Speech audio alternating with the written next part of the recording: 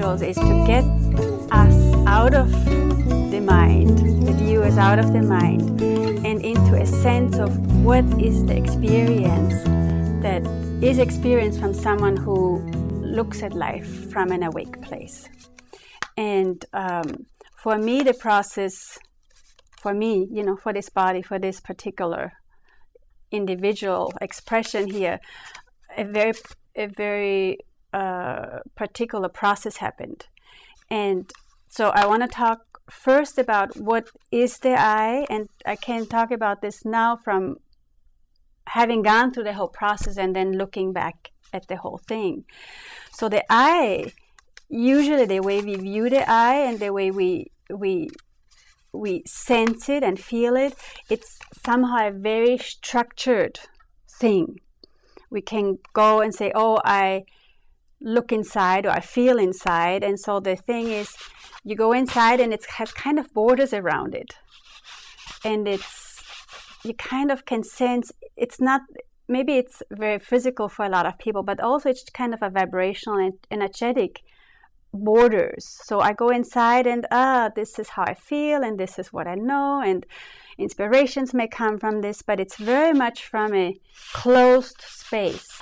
You see, the I, what we, this kind of a structure, what I'm trying to point out is never right on about anything.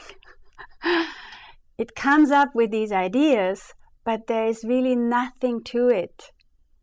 In the end, so all the ideas are arbitrary. It's just kind of like arbitrary in the meaning, like all arbitrary. From expression to expression, from person to person. It's totally, completely arbitrary. As one person, as one expression, it seems like, okay, it's tied to what I believed yesterday, and so it's tied to a chain of conditioning. And maybe it's not arbitrary because it keeps coming around and around, and somehow I can't shake it. Right. But wherever it comes from, that is arbitrary. Yeah, that's exactly what I'm saying. And what we feel today, we may not feel the same tomorrow. And what one person says, one thing is, the same word for another person would mean something totally different. So there's really no true basis of anything that the way we operate in life. And I'll show you this with my visual. Let me say one more thing, because like when we say arbitrary, it's kind of got a color to it. Like, oh gosh, this is no substance. Toss it. With arbitrary, what I mean, or what is being meant, is that on the duality scale, it can go either way. It can go all the way to the left, it can go all the way to the right, and all the nuances in between. So that it's not that it doesn't mean anything, or it's not true or not real. It just means it can have any kind of color. Say what is right and left, and what does that mean? Well, positive or negative, light or dark, good or bad. Yeah, but so many people say that those things are inseparable, that light and dark appear at once because one has no meaning without the other. Right. On the duality scale, that's true. I mean, it's on the scale, right? It's like both belong to the same bar. It's on the same. Because we know you can't go to all light. We've all been trying to be always in the light, and it just can't happen. Right. But what I'm saying is with arbitrary just means the way I talk about it. It could be on the scale between good and bad. It could be 100% bad, or it could be 50% bad, or it could be 25% good. It's the same scale, it's on the same level. But arbitrary, it could change. Today it could be very bad, and tomorrow the exact same thing could be just half as bad. Or because your headache is gone, right? Well, something like that, right?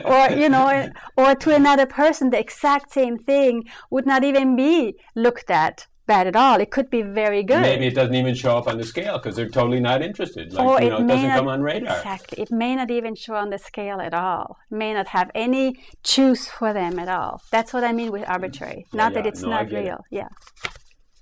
And that's what all of life is about in this way.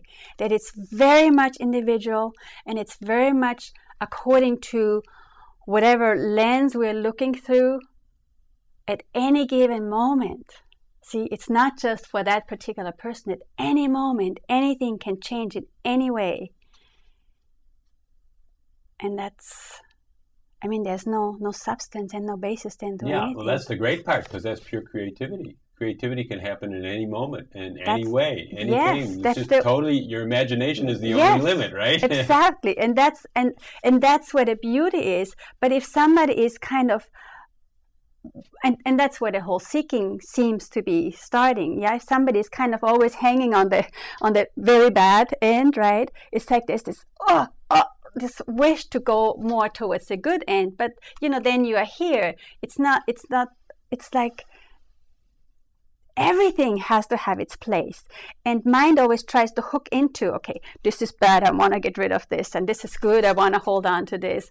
But life isn't like this. Life is continuously a flow, and if something is not judged as bad, then whatever is happening can be there just as it is, and then I don't need something else. And then when something else happens and I'm hanging more on the good, so to say, side, right, and then I don't want to hold on to that, right? The one I want to push away, the other one I want to hold on to. But that also is not going to stay. It's going to go again. So everything can just be in a flow in life continuously, because that's really what it is. But mind is coming in and judging this and judging that. This it doesn't want, and this it wants. And in between, it's the, So instead of events and objects, these things are a flow or a field. Everything is a flow. Everything. So then, in order to be a flow, in a way, they're imaginary. Both everything good and bad is imaginary. Is it worthwhile saying that? Well, it's not so much. Well, you could say imaginary, but it's kind of just the lens the eye puts on something. It's kind of through. Life is happening regardless, but the eye puts a particular lens on certain situations, and that depends, of course, on the person, where they come from, their programming, their history. But even and all that of lens is a lens that's on an apparent object, which is not really an object. You need to let me get to my visual, because that's gonna make it more clear. Let's do it. So what happened to me, I believed in the eye to be a very solid structure that you could work with in order to improve certain conditions or ideas within the eye. So then life experience would be different, more positive, more wired on this side. So, but then I was hit with this knowing, which we talked about back then when we did our first interview. And the knowing was that there's nothing to us people at all. It was a very clear, very visceral as well as visual knowing that we as human beings, what we take ourselves to be, is just like an empty puppet, like an empty shell. There's nothing to us at all. Somehow we operate, but there is no substance to us. In other words, we're the perfect actor. We can take on any part. Well, there isn't a we. The acting is happening, but there isn't anyone doing it. There isn't a we acting. So what happened when that visual hit, when that was seen, somehow something inside me, or somehow I knew that was true, had of course no idea what that meant. I mean, I was working on the eye all this time, and suddenly I was shown it's substanceless. So from then a breaking down process happened, which we also talked about last time. And I want to show now with these new little visuals, kind of silly, they look very childlike, but they will do the trick. So what happened for me was that one by one, different thoughts, different ideas, different concepts that I had about the first part that went was everything that I had studied. So the whole piece that I had studied, constellation work, healing work, how I knew life functioned, how we could improve things with people. All of that was kind of scrubbed out. I talked about that scrubbing out, right? And so it was like some kind of a force went in and scrubbed and pulled and kicked, and these pieces that I thought Margot. The pieces of that boundary that what you're in your head right now. Oh yeah. So everything, because that's all we know. We just know what we have studied, what we have known, the programs and patterns that were passed on from our lineage, from our ancestry, from our social structures. That's all we know. Our whole lives is set up by these ideas, concepts.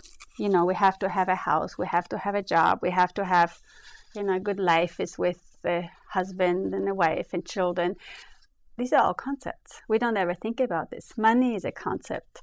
The way we eat food and everything is a concept.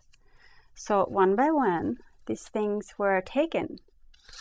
And you see what happened with my nice little solid structure? It began having holes. Became more and more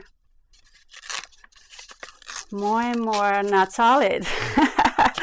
More and more flimsy, more and more collapsing. Look at this. What do you do when this nice I structure that we operate our lives out of, and we know how life functions and how it's done, and everything is this nice set way, if it all begins to collapse? Look at this. Let me ask a question, if I may. So, I mean, it's kind of like shocking. To say the least. To say the least, it's kind of like shocking. And so terror-provoking. There's something that happens where we have a bigger cone, and we say, oh, well, then it's like this. Well, the impulse is you want to put stuff back in. Okay, well, let me do something in order to put this back in. Oh, no, this whole, let me patch it up, right? So, for instance, you start...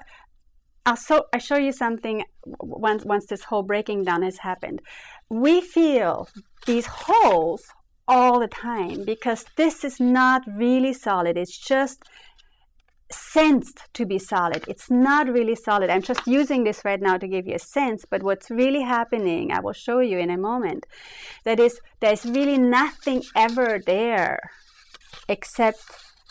Even now, with all people, there's nothing ever there except these little pieces of thoughts and ideas and patterns that life is operated through in order for us to know how life works according to our particular structure. So somehow we fabricate all those little thoughts into this cone.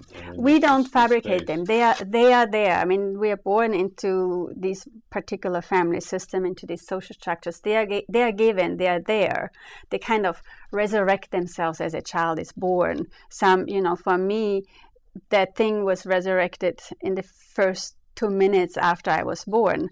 I had a regression done, and I saw how that happened.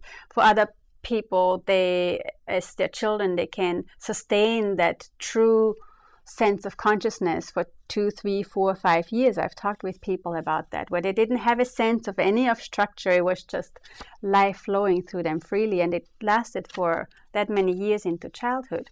But eventually, these things will start piling up. Yeah, that's right. They will start piling up. But you see, and so when a person starts to sense these holes, it's known always that they're there. It's usually known there's really nothing to our eye. But usually it's so covered up and these structures are so tight and strong that it's not really perceived very often. But now more and more things are crumbling everywhere, and people are starting to sense more and more there's nothing really to me, or nothing really to this particular idea or to this particular setup. And so what they then try to do is immediately cover it up. Running to the TV, let's watch a movie, or let's, call a friend and let's talk, or eat something. It's this sense of immensely dark hole being there, that's always there, trying to cover it up with something on the outside. Okay. Is that the whole business of psychotherapy? I mean, these are the holes, and then people, and then we're saying, okay, well, with that hole like that, you can't function in society. Kind of, let's just patch it up and and send them off on their way. These I structures, out of the way the whole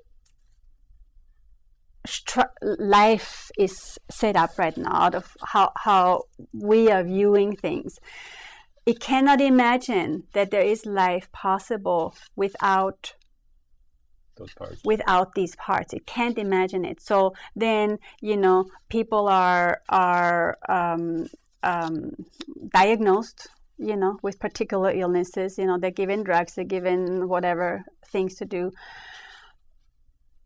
But this is all fiction. This is all made up. It's just nothing really solid to it. So the most preferred thing to do is help breaking this stuff down. Oh yeah? No, but now let me get this straight. Like, it's like the whole has a feeling to it. Well, or some reason the whole. Okay, the feeling of the whole is like. No, so if you look into a well and it's deep and dark and far, you don't know what's down there, right? That's if scary, there's something, so if you look down and really sense into this hole, into this darkness, into this emptiness, where is a feeling? It's just a knowing, shit, there's nothing there. And if I'm going to fall in there, what's going to happen to me? The body, the eye. It's not really a feeling per se, the way we usually work with feelings or talk about feelings. It's the deepest of the knowing that you could be eliminated, destroyed, if you fall into this. The deepest of knowing that is, you have no idea what's going to happen if you jump into this well, or if somebody pushes you and you're free falling into this hole. You have no idea what's going to happen. Or if the ground gives away around the edges, Oh, yes, it's right. going in, that's what's actually happening. The ground is giving away, This is what's happening. All the time anyway. You see, life is doing this all the time anyway. Anytime something, I was talking this about the grid as well, right? When I was talking with my 2D grid, anytime these pieces are being pulled out, there's incredible terror of the eye trying to hold on and putting something back in there. But anytime something doesn't go our way, something goes against what the eye would have liked, or how the eye knows how life is, and suddenly, people have invested years and years into a job, for instance, and that was the security. They knew they were going to get a pension fund at the end, and many people are now out on the street without a job, and they have nothing then to hold on to.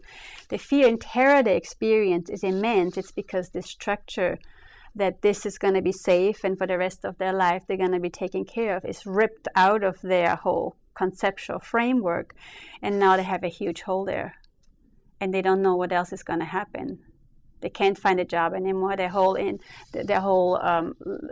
safety net has just crumbled, and all there is left is a hole. They're free falling into this well of darkness, and they can't put another structure in there.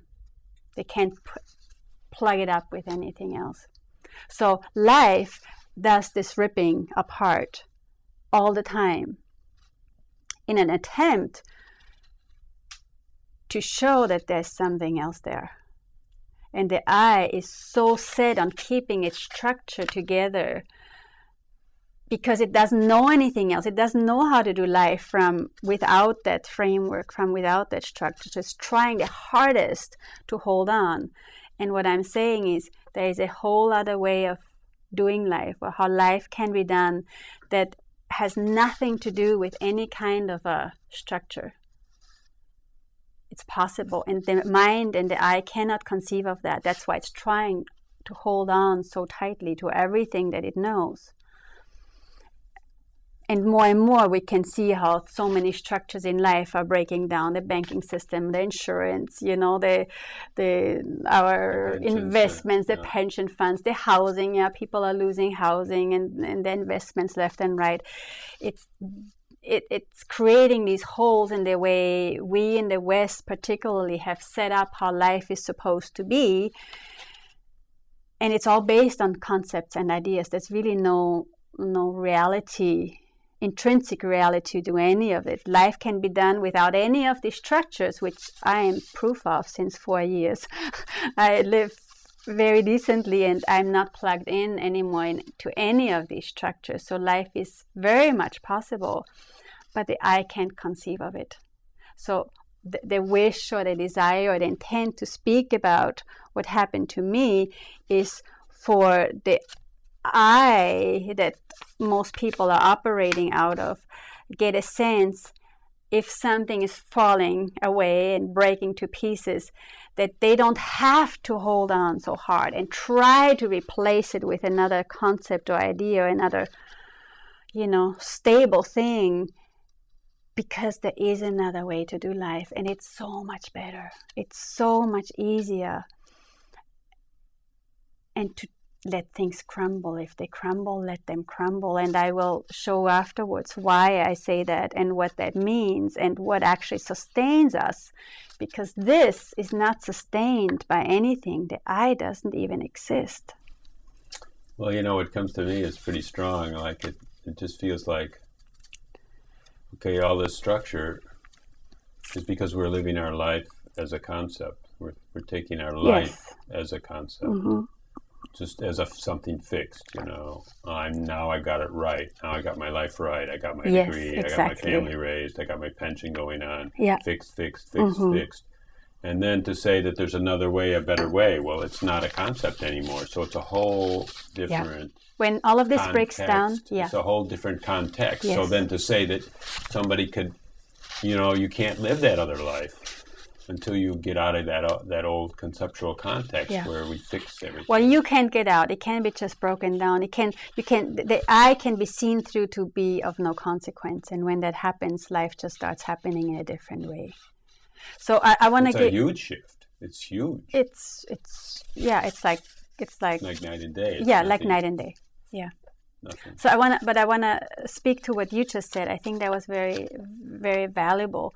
So for instance, right, and I'm not cutting down the way life is structured and out of which ideas and concepts people are living out of. I mean, it has been very valid, and it's not really, people have not really set it up. Life set these structures up. Life set up these programs and the whole sense of an I out of which life is experienced. There isn't an I there ever. That's beautiful because it's just a mysterious happening.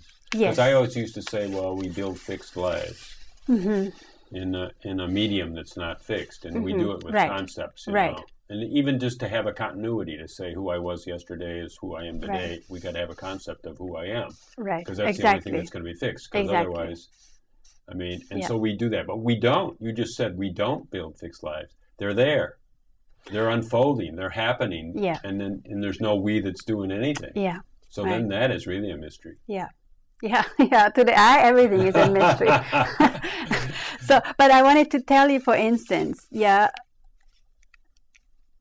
and I give you an example from my family situation. And this, of course, applies to anyone at any given point in time. So my parents were very poor, and they started a business under very particular situations, and they had to work very, very hard. And their whole goal was to work so hard so us children, there's 4 of us, have a better life. And that's, most of us adults can relate to that kind of a thing. You work really hard so life can go on better for your kids, and you yourself have a better life, particularly from the era my parents came from.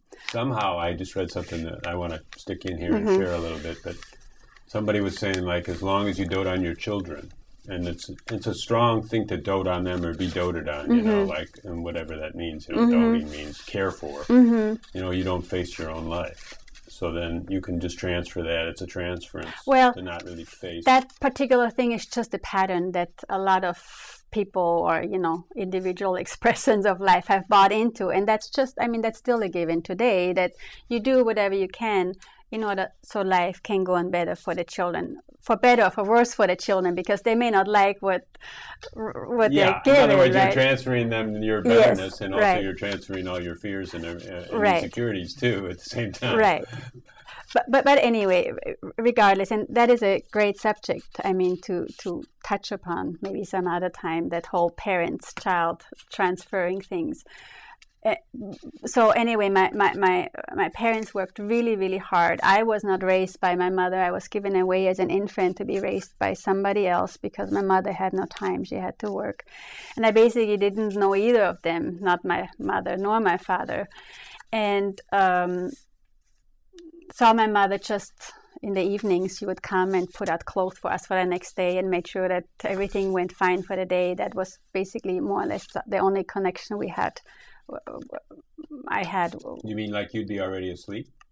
No, I would be still, and this is just story. Okay, I'm just telling you that it has no consequence whatsoever. This is just the story. Actually, I don't even want to get into this. Okay, let's just skip it. Yeah, the whole thing, what I wanted to say is that my parents worked so hard. They didn't really have much time with each other as husband and wife.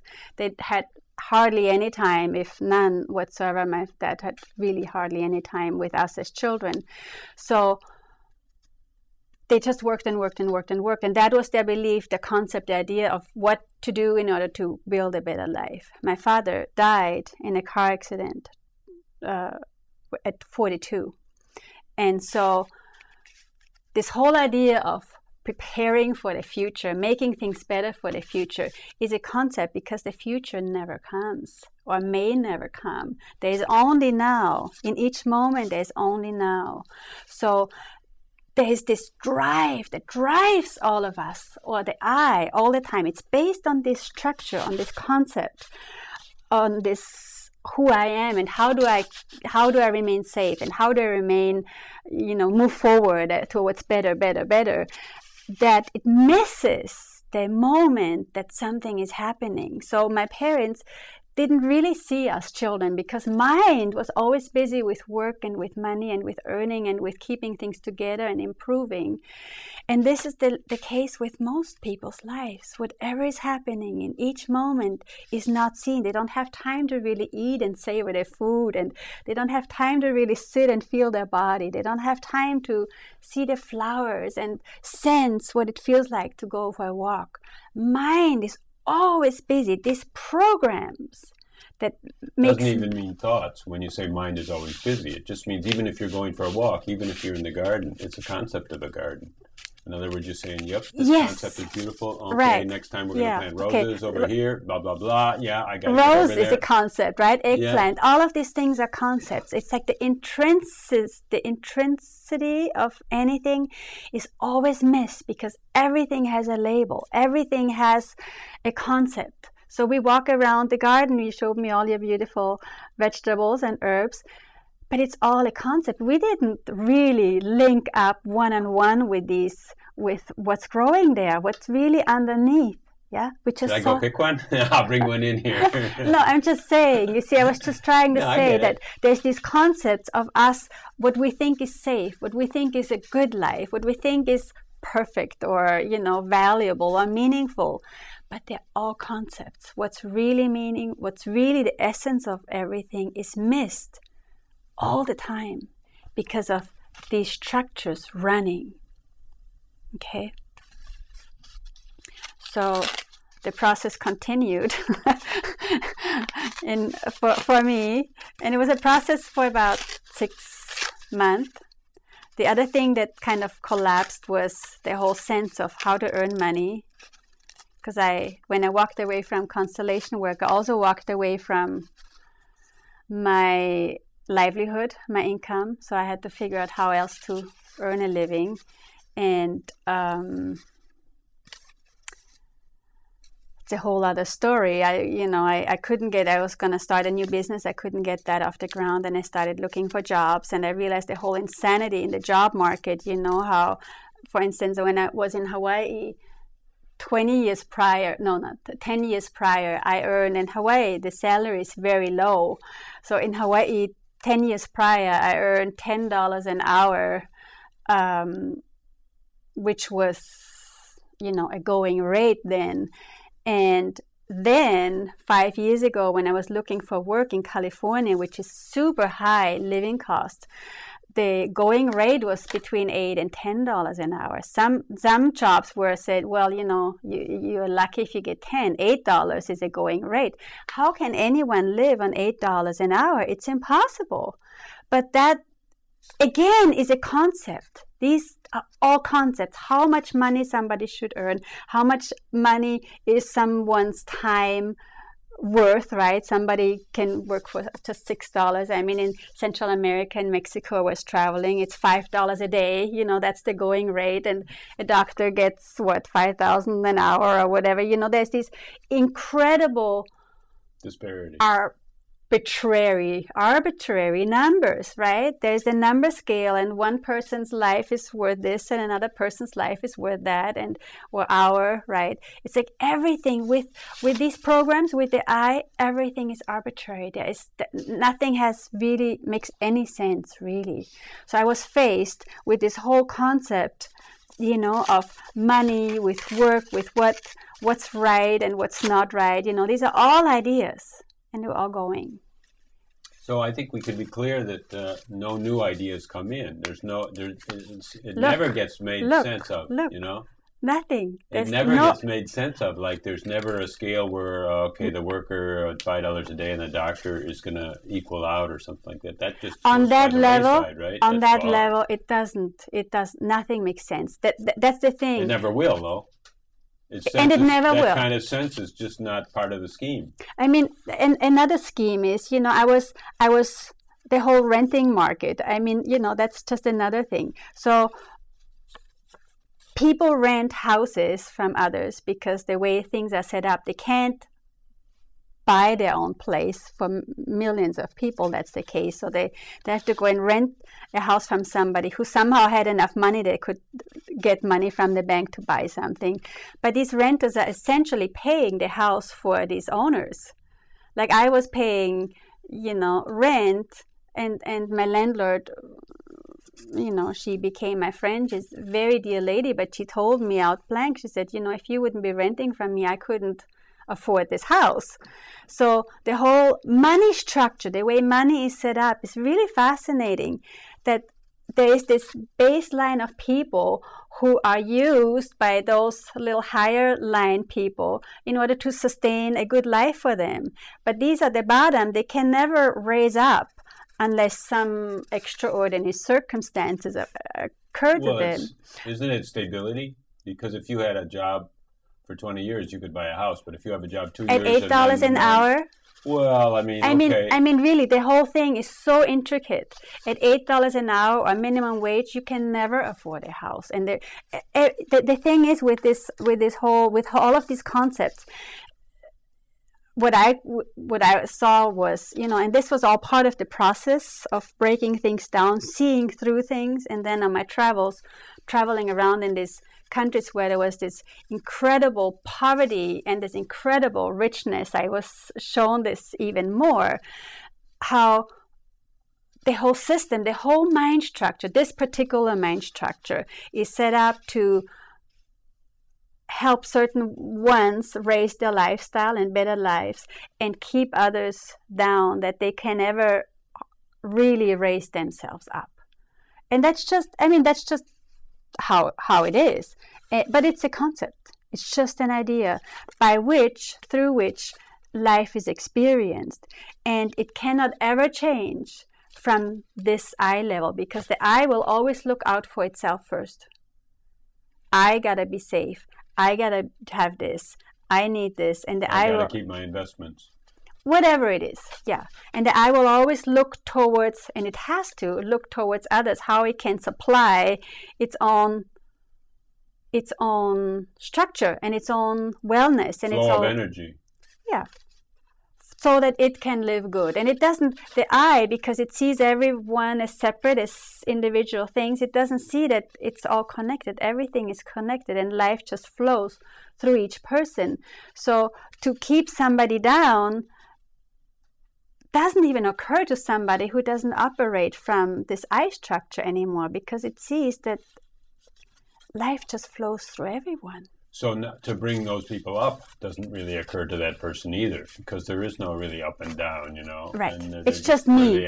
It's just I. It's just I all the time. Everything revolves around the I. So, you know, this breaking down continued. And look, I mean, there's now very little left. And so what that then looked like for me as an experience in life was that what before felt solid and meaningful and purposeful, there was just nothing to it anymore. The whole money thing kind of started collapsing as far as how it operated and how, that it was a very solid structure. The whole healing work that by then, within 4 or 5 months, that was really collapsed. I mean, I couldn't even, if I would have had to talk about my healing work, and I'd studied this for over 10 years and, was very versed in this, it was gone, the pieces that belonged to that particular idea of doing constellation work and healing work, they were gone. It's just because you saw there was no substance to it, right? I didn't see anything. It was just, these things were just taken. It was a scrubbing out that happened. I didn't do anything to it. This just all was taken, one by one was scrubbed out. But taken, what does it mean? It means like there was no interest anymore, right? I mean, well, the no interest is the effect. What it felt like is, you see, these are all ideas. Right. They're all ideas, so they can be scrubbed out, and life scrubs them out all the time anyway. Yeah, but I mean, ideas are there. You can still remember them, right? You know what they are, but I mean, somehow there's no interest in going into that, or it doesn't feel like your life's work anymore, or I mean... all of that. Yeah. All of that. Big hole. What does it mean, taken, though? I mean, there was no access anymore. Well, no, there was no access. It's like I couldn't even speak about it. It was like... oh, yeah? It was like the file, these kinds of things are like files. To talk about it was like I couldn't plug into anything anymore. It was like everything was gone. I couldn't grasp into anything anymore. It was just empty, like a hole, exactly like I showed you. There was a hole now. It couldn't be now slowly. This process has been going on now for 4 years. So now slowly, or maybe 4.5 years now. So slowly, words are back again, but they're not coming from memory or from things that I had studied. It's just now there is a knowing, and it can be talked about, but it's just nothing to it anymore. Back then, this was my whole life. This was my Margot Ridler identity. Margot Ridler was a constellation work facilitator, and she knew what she knew about it, and she was certain that this is how everything worked. It was very solid and very structured. So each belief, I have made a few of these things, so each belief, each idea, I'm a husband, I'm a wife, I'm a child, I'm a business owner, I'm a whatever, money, security, safety, protection, everything is a concept, and every concept is kind of a solid thing, and they get ripped to pieces in the same way the I, for me, got ripped to pieces until there was no I left anymore.